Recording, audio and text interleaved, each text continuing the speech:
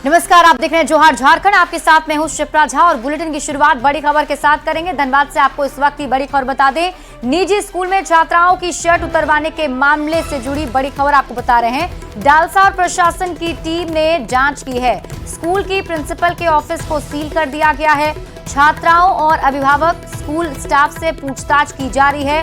हर एक एंगल से मामले की जांच जारी है। अभिभावकों में घटना को लेकर गुस्सा दिख रहा है। जांच के दौरान झरिया विधायक भी मौके पर मौजूद रहीं। छात्राओं की बातचीत का ऑडियो वायरल हुआ है। तो बड़ी खबर आपको बता रहे हैं। दरअसल आपको बताएं, माउंट कार्मेल में पेन डे छात्राओं ने सेलिब्रेट किया था, जिस पर प्रिंसिपल ने एक्शन लेते हुए छात्राओं के शर्ट उतरवा दिए थे। सिर्फ ब्लेजर में ही घर उन्हें भेजा था। न्यूज 18 संवाददाता संजय गुप्ता अधिक जानकारी के साथ जुड़ गए हैं। संजय, क्या अभी अपडेट? फिलहाल तो जांच जो है कार्मल स्कूल घटना को लेकर पूरी तरीके से तेज कर दी और झालसा के बाद जो है धनबाद डालसा की टीम भी इस मामले की जांच करी और प्रिंसिपल के जो केबिन है वहां पर जो सीसीटीवी कैमरा है, डीवीआर है, उसे भी अब सील कर दिया गया। साथ ही साथ स्कूल प्रबंधन के द्वारा जो है 11वीं से भी अभिभावकों को भी बुलाया गया था जो उनके बच्चे पढ़ते। इसको लेकर भी 11वीं के अभिभावकों ने जो है सो विरोध जताया है कि जब घटना 10वीं की छात्राओं के साथ हुआ है तो 11वीं के अभिभावकों को क्यों बुलाया गया। हालांकि इस पूरे मामले में जो अब फूल पकड़ता जा रहा है, अखिल भारतीय एबीपी के जो संगठन है वो भी इस मामले की जांच की मांग कर रहे हैं और साथ ही साथ जो प्रिंसिपल है जिसको सबसे अधिक मुख्य दोषी माना जा रहा है उसे गिरफ्तार और उसे कार्रवाई करने की मांग करें। साथ ही साथ उनको रेजिग्नेशन की बात कही जा रही है। फिलहाल जो ये जांच है पूरी तरीके से तेज है। एसडीएम इसकी अगुवाई कर रहे हैं। डीसी जो है तो इसकी जांच के लिए गठित की हुई है और साथ ही साथ कुछ अभिभावकों का ये भी कहना है कि डीसी महिला होते हुए अभी तक इस मामले में कोई बहुत अधिक कार्रवाई नहीं की है, जिसको लेकर भी अभिभावकों में नाराजगी है। हालांकि इस जांच के बाद ही पता चल पाएगा कि प्रिंसिपल की इस घटना में क्या अभिभावक की क्या मांग है। संजय, क्या चाहते हैं? अभिभावकों की मांग है कि जो प्रिंसिपल ने इस घटना को कृत किया उस पर अविलंब कार्रवाई की जाए, उन पर एफआईआर किया जाए और साथ ही साथ इस तरह की घटना की पुनरावृत्ति नहीं हो, इसे लेकर भी जिला प्रशासन जो है तो ऐसा कदम उठाए ताकि स्कूल में फिर इस प्रकार की घटना की पुनरावृत्ति नहीं हो पाए। अभी जो प्रशासन की कार्रवाई चल रही है, क्या उसे संतुष्ट दिख रहे हैं अभिभावक? फिलहाल तो जो जांच की कार्रवाई चल रही है इससे अभिभावक संतुष्ट नहीं है, क्योंकि इनका कहना है कि जब स्कूल प्रबंधन टाल मटोल कर रही है तो क्यों नहीं उससे जो डीवीआर से उन्हें जब्त किया गया था। जब पूरी तरीके से अभिभावक रोष ही है तब इस तरह की कार्रवाई हो रही है, जबकि इस घटना में पहले से ही 2 दिन पहले इस घटना को करना चाहिए था, लेकिन अब जब देर से हो रही है तो इसे लेकर अभिभावकों में कहीं ना कहीं जिला प्रशासन के प्रति रोष भी दिखाई दे रहा है। संजय, अब तक के जांच पड़ताल में क्या कुछ साफ हो पाया, कुछ सबूत मिल पाए? ये भी कहा जा रहा है कि कुछ ऑडियो भी वायरल हुए हैं। छात्राओं के बातचीत का एक ऑडियो वायरल हुआ है जिसमें 2-3 छात्राएं आपस में बात कर रही है कि उन लोगों को स्कूल बुलाया गया था। हालांकि स्कूल क्यों बुलाया गया था इस बात को छिपाने की बात भी वो छात्राएं कर रही है, जो कहीं ना कहीं एक संदेह की बात है। हो सकता है कि वो टीचर जो है इस मामले को दबाने को लेकर छात्राओं में कोई दबाव बनाना चाह रहे हैं और यही कारण है कि जो वायरल वीडियो है उसमें इस तरह की बातें जो है तो छात्राएं एक दूसरे से कर रही है। हालांकि वो वायरल वीडियो कितना सच है या नहीं है ये तो जिला प्रशासन की जांच के बाद पता चलेगा, लेकिन इस ऑडियो से वायरल होने से कहीं ना कहीं स्कूल प्रबंधन की जो ये घटना का केस है उसमें सवालिया निशान जरूर खड़े हो रहे हैं। ठीक है संजय, आप इस खबर पर नजर बनाए रखिए। शुक्रिया इस अपडेट के लिए। और अब बात दिल्ली के दंगल की। 5 फरवरी को दिल्ली विधानसभा चुनाव होने वाले हैं और तनाव झारखंड में दिखने लगा है। जेएमएम के नेता बड़ी मुश्किल में पड़ गए हैं कि अपना समर्थन दें तो किसे दें। कांग्रेस और आम आदमी पार्टी के बीच के मुकाबले में जेएमएम को टेंशन दे दी है।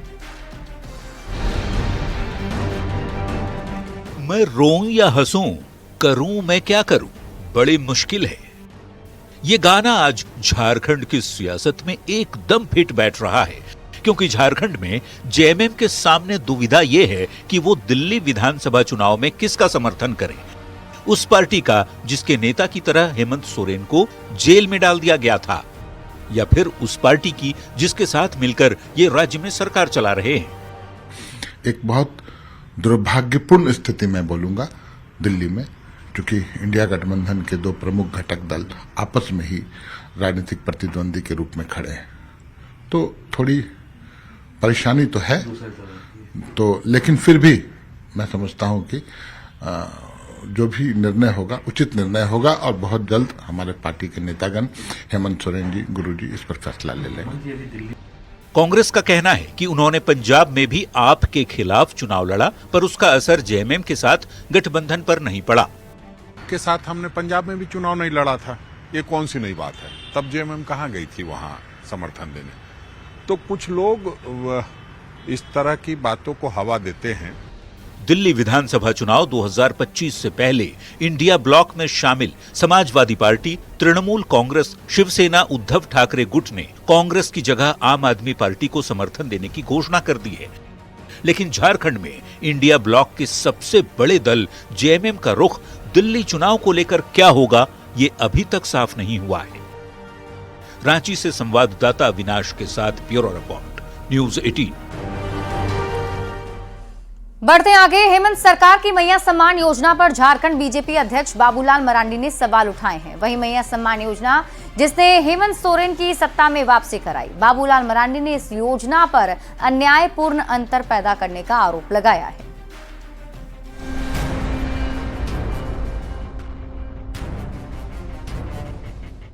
हेमंत सोरेन की मैया सम्मान योजना समाज में अन्यायपूर्ण अंतर पैदा कर रही है, ये आरोप लगाया है झारखंड बीजेपी अध्यक्ष बाबूलाल मरांडी ने।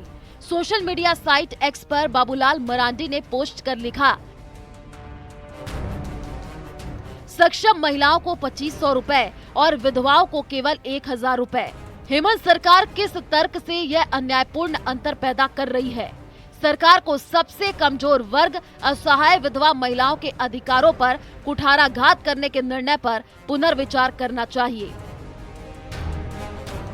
हेमंत सरकार से बाबूलाल मरांडी का सवाल तर्कपूर्ण है, पर गौर करने वाली बात ये भी है कि जिस योजना पर अभी वो सवाल उठा रहे हैं, उसी के जैसी गोगो दीदी योजना का वादा बीजेपी ने भी चुनाव से पहले किया था। Bureau report, news 18।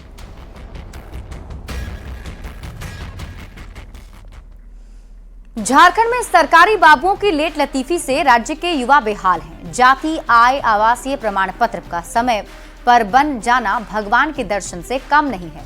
राज्य सरकार निश्चित समय पर प्रमाण पत्र जारी करने का दावा तो करती है, पर सरकारी बाबू ऐसा होने नहीं देते, जिसका नतीजा होता है कि कोई प्रतियोगिता परीक्षा में भाग लेने से चूक जाता है तो कोई सरकारी बहाली में पिछड़ रहा है। प्रमाण पत्र की क्या है हकीकत, देखिए न्यूज 18 की ग्राउंड जीरो से तैयार इस रिपोर्ट में।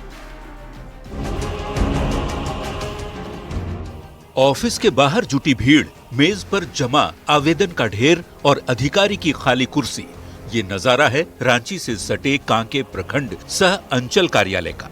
ऑफिस के बाहर युवाओं की भीड़ जुटी रहती है। इनमें किसी को जाति प्रमाण पत्र चाहिए, किसी को आय तो किसी को आवासीय प्रमाण पत्र, क्योंकि जिंदगी और करियर का सवाल जो है। लेकिन जब उम्मीद के साथ ऑफिस आते हैं तो निराशा हाथ लगती है। कभी सर्वर डाउन हो जाता है तो कभी सरकारी बाबू ही दफ्तर से गैर हाजिर रहते हैं। बहाली है, अभी बहाली तो कल है CI फायरमैन का। अच्छा, हाँ तो नहीं इसमें अगर होगा अगर आजकल में हो जाएगा तो बैक डेट में 1-2 दिन जा सकते हैं, अगर आजकल नहीं हुआ तो नहीं जाएंगे। परीक्षा मतलब देने वाले हैं तो इसीलिए बोला कि मास्टर जी आवास जरूरी है, नहीं रहेगा तो नहीं होगा। तो ये लोग क्या बोल रहा है? वो यहाँ है ये नहीं है काउंटर में, कोई 2-3 दिन से घूर के आ रहे हैं, कोई पता नहीं। नाजिर आलम ने 2 साल पहले बच्ची के जन्म प्रमाण पत्र के लिए आवेदन दिया था। 11 महीने तक दौड़ लगाई, लेकिन खुशकिस्मत रहे कि उन्हें प्रमाण पत्र मिल गया। पर फर्जीवाड़े कर जमीन बेच रहे लोगों को रोकने के लिए प्रमाण पत्र लेने में जुटे सुनील उरांव उतने खुशकिस्मत नहीं हैं, और न ही अजय कुमार, जिनके कैंसर पीड़ित रिश्तेदार का इलाज आय प्रमाण पत्र के अभाव में अटका पड़ा है। 11 महीना के बाद हमको बहुत दौड़ाया गया है ना, ये नहीं है वो नहीं है, अभी वोटिंग में सब चला गया है, कोई मतलब ड्यूटी ऑफ नेग्लेंसी बहुत ज्यादा है। समझे? अभी तक मिला कि नहीं? अभी मिला है, बहुत दौड़ने के बाद मिला है। इसमें थे तो बोले कहीं फील्ड में निकल गए हैं, लेकिन आज आए हैं। आज बोला कि गुरुवार को आना, फिर बोले कि हम 4 दिन से दौड़ रहे हैं, तो बोले कि अभी 15 मिनट बैठो उसके बाद देखते हैं। सर के तो पते नहीं, CO सर का है ना, ये लोग जो यहाँ बैठे हुए हैं वो लोग बोले कि आएंगे 2 दिन छुट्टी में है, ये बताएं ये लोग। ऑफिस के चक्कर युवा से लेकर बुजुर्ग तक लगा रहे हैं, लेकिन सरकारी कर्मचारी अपनी ही दुनिया में मस्त हैं। कुर्सियां खाली हैं, लोगों की परेशानी बढ़ रही है, लेकिन कांके अंचल के सीओ का दावा है कि वो प्रमाण पत्र को लेकर गंभीर है। एकदम हम लोग करते हैं, हर जो जैसे कभी विलम्ब हो जाता है तो उसको हम लोग प्रयास करते हैं कि उसको समय से मिल जाए। और हम लोग फर्स्ट डे मतलब एंट्री करता है उस दिन भी हम लोग बच्चा लोग को करवा के भेजते हैं जिसको ज़्यादा जरूरी रहता है, रुकवा करके। और जो भी अगर लगता है नहीं किसी को लेट हो रहा है तो हम लोग देख लेते हैं, उसको करवा लेंगे। लापरवाही की ऐसी तस्वीर आपको हर प्रखंड और अंचल कार्यालय में देखने को मिल जाएगी। खासकर युवाओं की भीड़ तक और भी बढ़ जाती है जब राज्य में नियुक्ति प्रक्रिया आरंभ होती है, लेकिन सरकार, कर्मचारी और अधिकारियों को इससे कोई फर्क नहीं पड़ता, वो तो अपनी चाल में ही मस्त है। न्यूज़ 18 के लिए रांची से अविनाश कुमार की रिपोर्ट। और अब आपको बाबा बासुकीनाथ के मंदिर लेकर चलते हैं, पर वहां जाने से पहले आप अपने कीमती सामान संभाल कर रख लें, क्योंकि ये मंदिर चोर गिरोह का अड्डा बन गया है। इस मंदिर में राजस्थान के जयपुर हाईकोर्ट के चीफ जस्टिस का मोबाइल भी चोरी हो गया। हालांकि पुलिस ने उसे बरामद कर लिया है।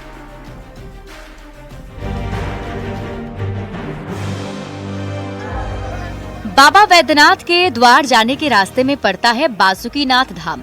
दूर दूर से श्रद्धालु बासुकीनाथ धाम के दर्शन करने यहाँ पहुँचते हैं।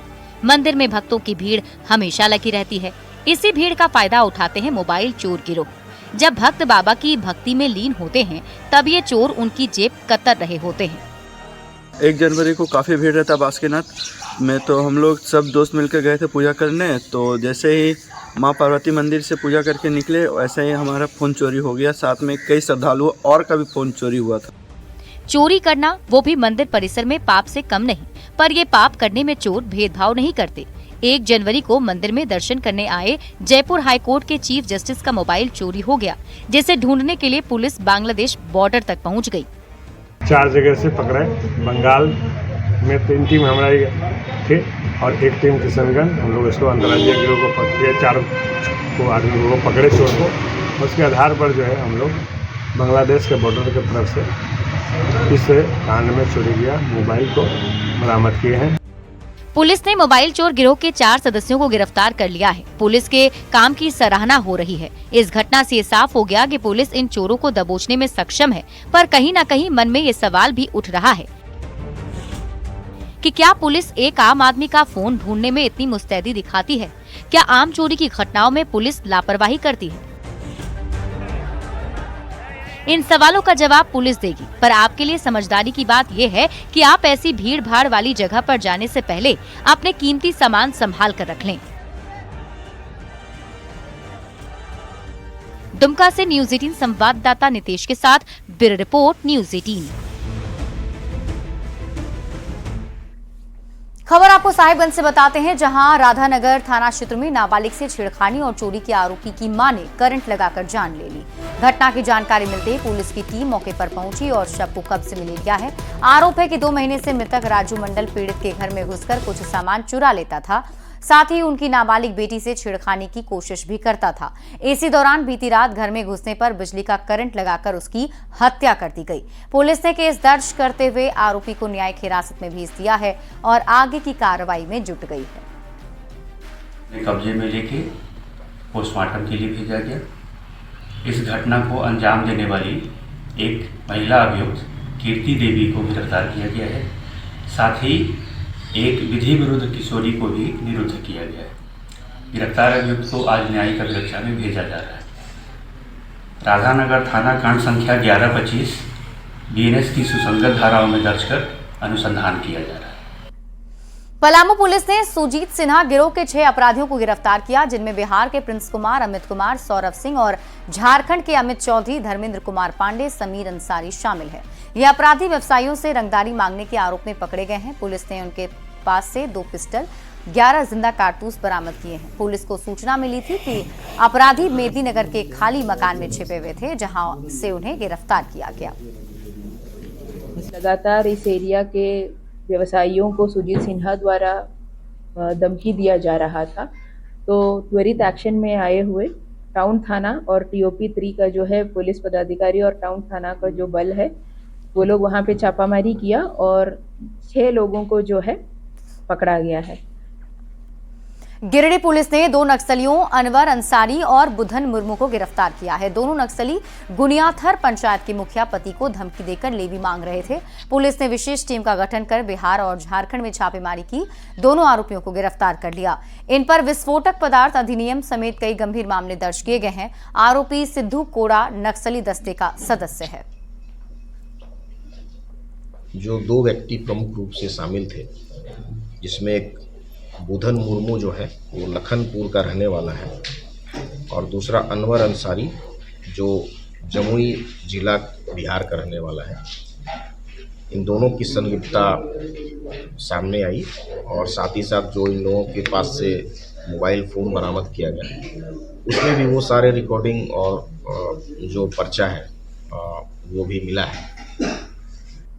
राजधानी रांची में नशे के कारोबार पर रोक नहीं लग रही। बिहार की भाभी जी का नाम इन दिनों नशे के सौदागरों के बीच काफी फेमस है।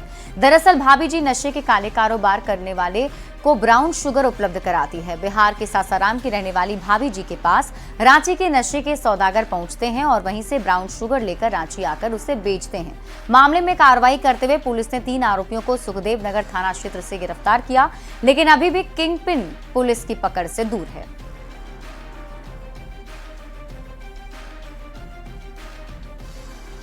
करीब 19 ग्राम कुछ है जो ब्राउन शुगर है पकड़ाया है, बरामद हुआ है। इसके बाद इन लोग से पूछताछ करने पर बता रहा है कि ये बिहार के सासाराम के रहने वाले भाभी जी के पास से खरीद के ला रहे हैं और ये लोग ट्रेन के माध्यम से लेते हुए आए थे। इस पे हम लोग गिरफ्तार कर लिए तीनों को, अब केस करके इस पर अगरतर कार्रवाई कर रहे हैं। हम लोगों को एक किंग पिन जो है वो पकड़ा गया है, कन्हैया कुमार, और उसको हम लोग जेल भेजने का काम किया है। उसने अपील भी किया है लोगों को जो धंधेबाज हैं वो इस धंधा को छोड़ दें, अन्यथा उनका बुरा परिणाम होगा। इनको जो है लंबी सजा है, एनडीपीएस में 30-30 साल तक की सजा का प्रावधान है। आप अपने और अपने परिवार की जिंदगी जो है वो बर्बाद कर रहे हैं। राजधानी रांची के हिंदपीढ़ी इलाके से गायब हुई 2 सगी बहनों की खोजबीन पुलिस की ओर से जारी है। पुलिस को जांच के दौरान कुछ अहम सुराग मिले हैं, लेकिन सफलता नहीं मिल सकी। मामले को लेकर आईजी अखिलेश झा के नेतृत्व में अहम बैठक हुई। दोनों सगी बहनों की खोजबीन के लिए स्पेशल टीम का गठन किया गया, जिसमें कोतवाली डीएसपी और सिटी डीएसपी के साथ शहर के 8 थाना प्रभारी शामिल रहे। टेक्निकल टीम का भी इसे सहयोग मिलेगा। जल्द ही दोनों बहनों की रिहाई का आश्वासन सिटी एसपी ने दिया है। में एसआईटी की गठन की गई है कोतवाली डीएसपी के अंतर्गत। साथ ही साथ शहर डीएसपी और अन्य डीएसपीओं को भी इसमें लगाया गया है। लगभग 8 थाना प्रभारी जो इसमें काम कर रहे हैं और दिन रात काम कर रहे हैं। और चूंकि ये बच्चियां हमारी बच्चियां हैं, शहर की बच्चियां हैं, और अभी इसमें हम लोग को बहुत सारा क्लू मिला है और क्लू के आधार पर जो है हम लोग बहुत जल्द इस मामले को खुलासा कर लेंगे। अभी अबडक्शंस वगैरह का बातें अभी उभर कर नहीं आई है, लेकिन बच्चियों का जो है क्लू पूरा नहीं मिल पाया है, लेकिन अन्य बिंदुओं पर भी काम करके हम लोग बहुत जल्द ही इस मामले का खुलासा करेंगे।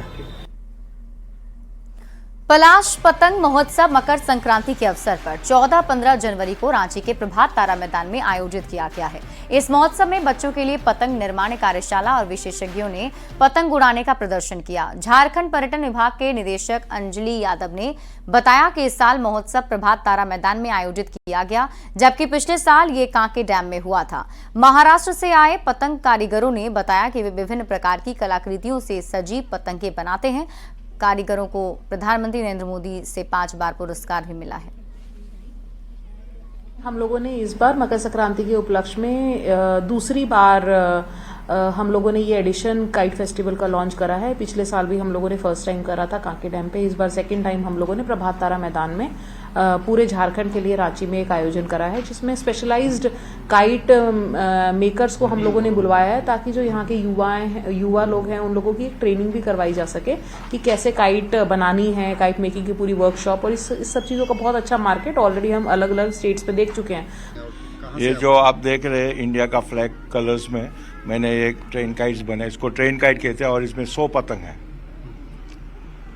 और इसमें मैंने पल्स चॉकलेट कंपनी के लिए 1150 पतंग, जैसे ये 100 है वैसे 1150 पतंग मैंने कच्छ में गए साल उड़ाई थी, और वो लिम्का बुक ऑफ रिकॉर्ड में दर्ज है, और ये ऑलमोस्ट वर्ल्ड रिकॉर्ड जैसा है।